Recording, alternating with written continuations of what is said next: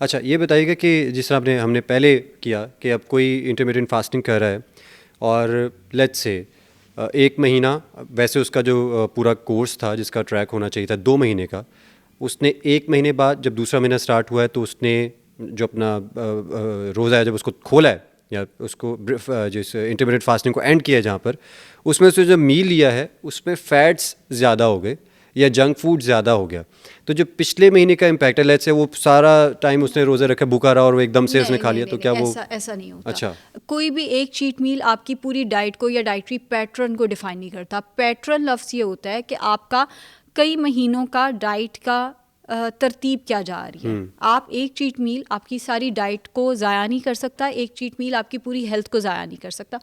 ہم سب انسان ہیں. آپ کو کیا لگتا ہے میں برگر پیزا نہیں کھاتی؟ میں بھی کھاتی ہوں، میں بھی پین کیکس کھاتی ہوں. کوئی حرج نہیں ہے یہ چیزیں کھانے میں. ونس ان اے وائل ہونا چاہیے. عادت نہ بنائیں، روٹین کا حصہ نہ بنائیں. اپنے آپ کو ٹریٹ دینے میں یا اگر آپ کو کسی چیز کی کریونگ ہو جاتی ہے ونس ان اے وائل وہ چیزیں کھانے میں کوئی حرج نہیں ہے، اور وہ آپ کی ڈائٹری پیٹرن کو افیکٹ نہیں کر رہی، وہ آپ کی ہیلتھ کو افیکٹ نہیں کر رہی، ان ماڈریشن.